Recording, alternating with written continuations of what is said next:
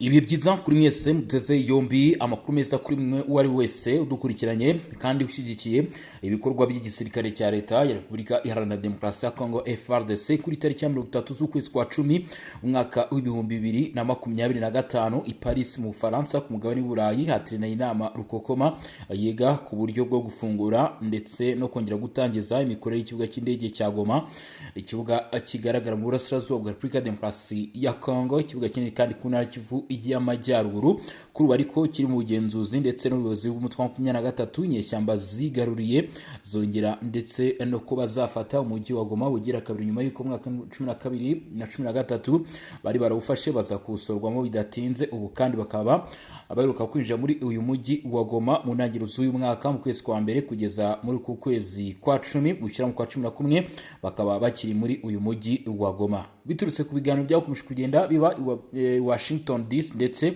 na Doha ariko nibitange umusaruro. Kuri ubu ku mugabane w'Uburayi ateraniye inama yiga ku buryo bwo kongera gusubiza mu maboko ibice byose umutwe wa 23 wigaruriye, ndetse kandi nanone ibyo bice bigasubizwa uruhande rwa guverinoma. Hanyuma ikindi kigomba gukurikiraho ariko iki kikaba kigomba kubanza cyangwa se kiri ku mushinga w'ibanze w'ibyigwa nuko ikibuga cy'indege cya Goma kigomba guhita gifungurwa, yaba kiri ku ruhande rwa 23 cyangwa se ku ruhande rwa guverinoma ya Repubulika Demokarasi ya Kongo. Ikibazwa biraza gukorwa bite muri amakuru kandi aza kubwira n'amakuru akomeye cyane akomeje kugenda bivugwa ko umutwe wa 23 wakomeje kugenda ukusanya urubyiruko nyuma yuko abenshi mu baretse gushyira hanze ndetse nabo bafite bakomeje kugenda bishyikiriza uruhande rwa guverinoma ya Repubulika Iharanira Demokarasi ya Kongo. Abandi kandi bakaba bakomeje kugenda bapfira ku rugamba nk'uko amakuru agaragaza ko imibare yarushaho kwiyongera kuva igisirikare cya leta ya Kongo FARDC cyakongera gutangiza ibitero by'indege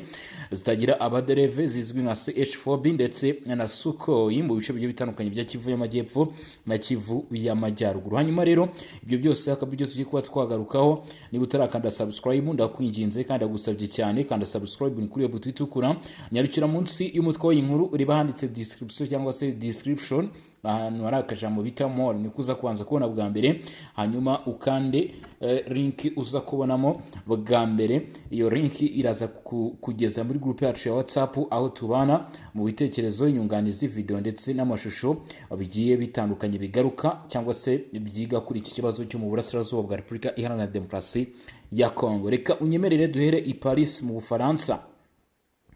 Kuri wa 30 byari biteganyijwe kandi byabaye yuko inama igomba guhuza barimo abakuru b'ibihugu n'abagariye za guverinoma igomba kuba hano Paris. Ubu amakuru aturukayo aravuga yuko kugeza kuri ubu ngubu bimwe mu bihugu birimo u Rwanda, Angola, Uburundi, Uganda, Repubulika Demokarasi ya Kongo byari biteganyijwe ko biza kwitabira inama. Ari ibitigeze byohereza abakuru b'ibihugu ariko byaba byohereje abagaririye za guverinoma. Ni inama i Paris. Angola, u Rwanda, Uburundi byari bihagarariwe na baminisitiri b'ububanyi n'amahanga babo, naho Uganda ni minisitiri w'ingabo nk'uko amakuru atugeraho aturuka i Paris mu Bufaransa. Kuri wa kane ibihugu byinshi bya Afurika byitabira inama mu rwego rwo gushyigikira amahoro n'iterambere mu karere k'ibiyaga bigari. Ni ibikorwa byateguwe mu kigo cy'inama cya minisiteri y'ububanyi n'amahanga y'Ubufaransa i Paris. Ni inama yariyobowe na Perezida wa Kongo Felix Tshisekedi aho yahuze intumwa zo mu rwego rwo hejuru zaturutse mu karere kose. Inama byari biteganyijwe ko yitabirwa n'abakuru b'ibihugu barimo Perezida w'igihugu cy'u Rwanda Paul Kagame, Perezida wa Uganda Yoweri Kaguta Museveni, Perezida w'u Burundi Evariste Ndayishimiye, Perezida wa Repubulika Demokarasi ya Kongo, Perezida wa Angola ndetse n'abandi banyacyubahiro bagiye batandukanye. Ariko bikaba bivugwa ko bamwe mu bakuru b'ibihugu bitabiriye abo bagera kuri batatu barimo Perezida w'u Rwanda, wa Uganda ndetse n'uwo Burundi batigeze bagaragara muri iyi nama kubw'impamvu zitigeze zimenyekana. Repubulika ya Demokarasi ya Kongo yari ihagarariwe ku rwego rwo hejuru n'umukuru w'igihugu Felix Tshisekedi Tshilombo, Perezida wa Repubulika, aho yaraherekejwe na Tracy Kaikwamba Wagner, minisitiri w'ububanyi n'amahanga, ubutwererane mpuzamahanga ndetse n'umuryango wa Francophonie. Ubundi bwari buhagarariwe na Edouard Bizimana, minisitiri w'ububanyi n'amahanga ndaho n'ubufatanye bw'akarere mu iterambere. u Rwanda rwohereje Olivier Nduhungirehe minisitiri w'ububanyi n'amahanga n'ubutwererane mpuzamahanga. Ni mu gihe Uganda hitabiriye Jacob Oboto minisitiri w'ingabo uhagarariye guverinoma ya Perezida Yoweri Kaguta Museveni akaba ari bo baje kugerayo. Kenya yari hagarariwe na Charles Kate intumwa idasanzwe ya Perezida wa Kenya mu karere k'ibiyaga bigari. Congo Brazzaville yohereje Jean Claude Gakoso minisitiri w'ububanyi n'amahanga ubutwererane n'abanyekongo n'inyungu z'abanyekongo mu mahanga. Togo mushyitsi wihariye muri iyi nama yitabiriye ku rwego rwo hejuru hamwe na Faure Suzuma-Nyansibe perezida w'inama ya Repubulika ndetse na Robert Duzoy minisitiri w'ububanyi n'amahanga kwishyira hamwe kw'akarere ndetse n'ibijyanye n'inyungu za Togo mu mahanga.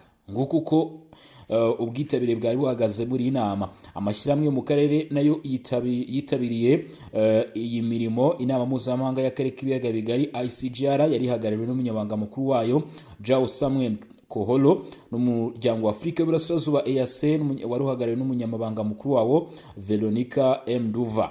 Inama ihuza abayobozi ba Afurika, intumwa z'akarere n'abahagarariye ibihugu bikomeye by'uburengerazuba igamije gushimangira ingufu z'ububanyi n'amahanga mu mahoro, umutekano n'ubufatanye mu bukungu mu karere k'ibiyaga bigari. By'umwihariko kandi bikaba byari binateganyijwe ko ku ngingo y'ibigomba kwigaho ndetse no kugarukwaho agomba kuzamo n'ikibuga cy'indege cya Goma kigomba gufungurwa, iterambere rikongera rigakomeza muri aka karere ka Afurika y'ibiyaga bigari, dore ko ari kimwe mu bibuga by'indege byifashishwaga kandi bishobora kuba byaradindije umusaruro ndetse n'iterambere ry'akarere ka Afurika y'Uburasirazuba kandi irimo ibihugu bikiri mu nzira y'iterambere.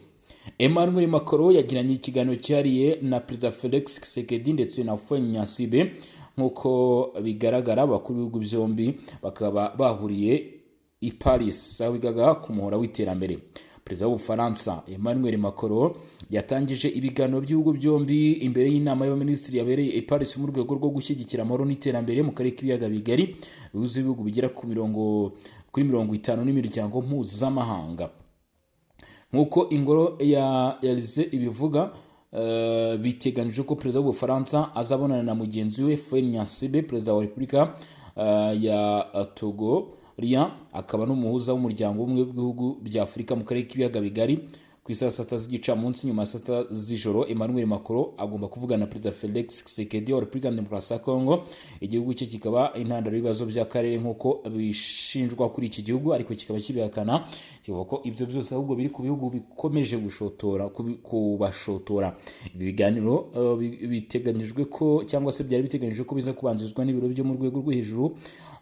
Byari biteganyijwe ku isaa 3 n'igice za mu gitondo, byari byateguwe ku ruhande rw'inama mbere y'ijambo risoza perezida w'Ubufaransa saa 11 n'igice.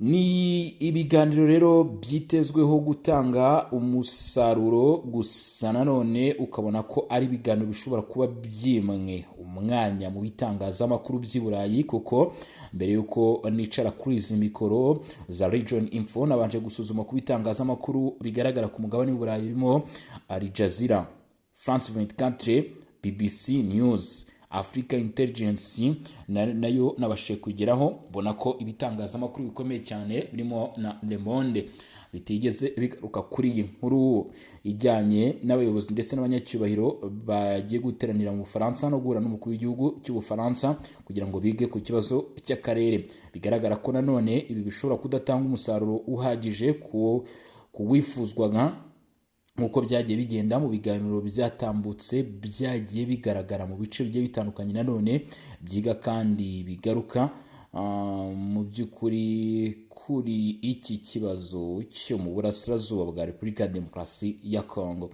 Byari biteganyijwe ko Perezida Felix Tshisekedi, Faure Nyansibe, Kagame, Ndayishimiye, Museveni bahurira i Paris mu Bufaransa, ariko bamwe muri bo ntibari bahari. N'ubundi ni kuri wa 4 tariki 30 z'ukwezi kwa 10 cyangwa se ukwakira nibwo Ubufaransa bwahujije ibihugu bigera kuri 50 n'imiryango mpuzamahanga bifite intego umwe mu kubyutsa ingufu z'amahoro mu karere k'ibiyaga bigari no guhangana n'ikibazo cy'ubutabazi ku buryo butigeze bubaho. Mu kwakira inama i Paris mu rwego rwo gushyigikira amahoro n'iterambere mu karere k'ibiyaga bigari, Ngoro Eglise yari igamije kubyutsa akarere karimo amakimbirane n'ibikorwa byinshi by'ubwunzi kugira ngo bishyirwe mu bikorwa bive mu magambo. Amerika mu by'ukuri ngo yagombaga guhagararirwa na Musa Dibaruzi, umujyanama mukuru ku bibazo bya Afurika ndetse akaba uhagarariye na Minisiteri y'Ububanyi n'Amahanga ku ruhande rwa Afurika, intumwa yihariye ya Perezida Donald Trump wa Leta Zunze Ubumwe za Amerika. Abdallah bazwi abatari bahari harimo nka Perezida Paul Kagame, Evariste Ndayishimiye, Yoweri Kaguta Museveni. Abo ni abakuru b'ibihugu b'u Rwanda, Burundi ndetse na Uganda. Ku rundi ruhande abafatanyabikorwa bashyizweho n'umuryango umwe bwa Afurika bakaba bagaragaye muri iyi nama, ndetse ni byinshi byagiye byigwaho nk'uko mubyumva ko yari inama yagutse cyangwa se inama ngari igaruka ku karere ka Afurika y'ibiyaga bigari, ndetse kandi nanone n'ikibazo cyo mu burasirazuba bwa Kongo birumvikana ko kiri ku isonga y'ibyagombaga kwigwaho. Ni mu gihe ikibuga cy'indege cya Goma kimaze iminsi gifunze, ndetse bigaragara ko cyateye igihombo gikomeye cyane kuri Repubulika Demokarasi ya Kongo n'akarere muri rusange, dore ko amakuru agaragara ko hari paje y'inyandiko zikabakaba 50 zari ziriho cyangwa se mu mushinga wari uteganyijwe hagati ya Banki y'Isi ndetse n'iterambere ry'ikibuga cy'indege cya Goma, ndetse n'ikoreshwa ryaho cyangwa se mu mabizinesi agiye atandukanye mu mishinga yari igiye kuhatangizwa. Ibi byose bikaba byarahagaze kugeza ubwo umutwe wa 23 hageze. Ibi rero bikaba mu by'ukuri biri ku rutonde rw'ibigomba gusuzumwa no kwigwaho kugira ngo harebe uburyo bwo kongera gusubukura ingendo z'indege kuri iki kibuga cy'indege cya Goma giherereye mu ntara Kivu y'Amajyaruguru mu burasirazuba bwa Repubulika ya Demokarasi ya Kongo. Dusuzuma n'andi makuru akomeje kugenda amenyekana. Abagize itsinda ry'umutwe wa 23 barinubira ndetse banijujutira ibiri kubaho, by'umwihariko ku buyobozi bukuru, nyuma y'uko abenshi mu bagaragaraga muri uyu mutwe bakomeje kutera umugongo bakishyikiriza igisirikare cya Leta ya Kongo FARDC, abandi bakishyikiriza amatsinda akorana n'iki gisirikare cya Leta ya Kongo FARDC arimo na Wazalendo. Kuri ubu ngubu amakuru y'amasiko tugeraho aravuga ko mu bice bigiye bitandukanye amakuru agaragaza ko abo mu mutwe wa 23 bakomeje kugenda mu by'ukuri bishyikiriza uruhande rwa guverinoma. Ibi rero ngo bikaba bishobora kuba byabaye intandaro yo kuba kuri uyu munsi w'itariki 30 z'ukwezi kwa 10 mu mujyi wa Bukavu hiriwe umukwabu ukomeye cyane. Bukavu muri Kivu y'Amajyepfo mu duce tugiye dutandukanye turimo Panzi, bivugwa ko urubyiruko rwinshi rwatawe muri yombi, ngo ibi biri kuba mu gikorwa cyo gushakisha mu by'ukuri abagomba kubabera abarwanyi nk'uko byatanzwemo ubuhamya n'ababibonye. Bivuga ko amakamyo menshi atwawe n'umutwe wa 23 ndetse anarinzwe cyane yasohotse muri aka gace ka Panzi mujyi wa Bukavu apakiye urubyiruko rwinshi cyane. Bivuga ko uru rugomba kwerekezwa Rumangabo ndetse na Cyanzu, aho rugomba guhererwa imyitozo.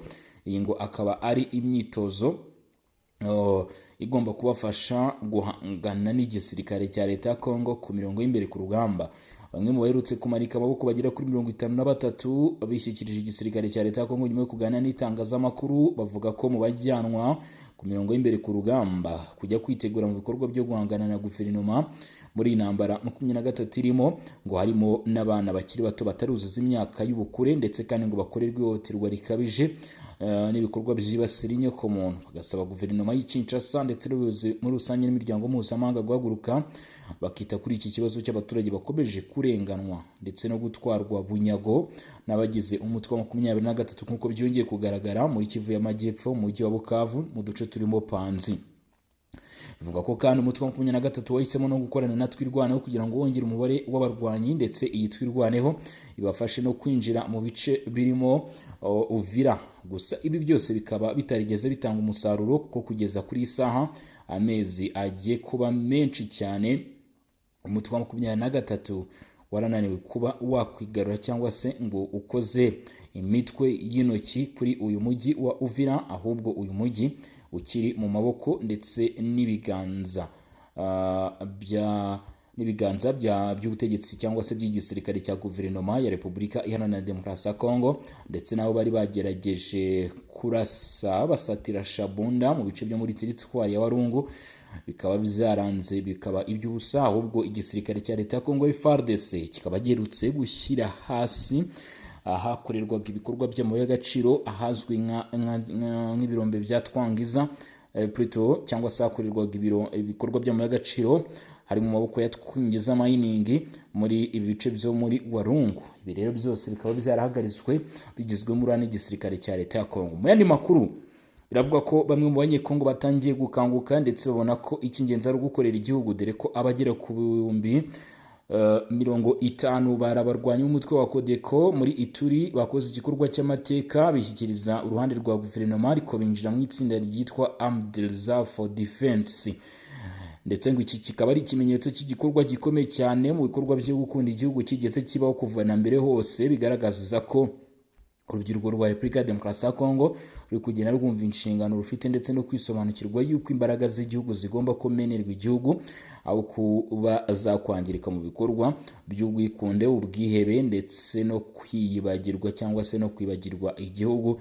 Ni nyuma y'ubukangurambaga bugiye butandukanye bwagiye bushyirwaho ndetse bunatangazwa n'uruhande rwa guverinoma kugeza uyu munsi tariki 30 z'ukwezi kwa 10 umwaka w'2025, akaba ari uko bihagaze mu bice ndetse no mu myanya igiye itandukanye burasirazuba bwa Kongo. Bibutsa ko kandi ari n'ibice byinshi uyu munsi byakomeje kugenda bivugwamo imirwano, ndetse amakuru akagaragaza ko bitari binoroshye habe na gatoya. Hanyuma rero reka mbashimire mwe mwese mwari mudukurikiranye kugeza kuri uyu munota, ariko nkusaba niba utarakanda subscribe uko bikora wihuse, hanyuma kandi rero ukanasharinga inkuru ikagera kuri benshi. Nyuma y'ibyo nuko ugomba kuba mu by'ukuri wajya muri comment ugatanga igitekerezo, inyunganizi bitaba ibyo ugashyiramo imitima ukikomereza. Ni Legion Info. Ciao ciao, hasta la vista.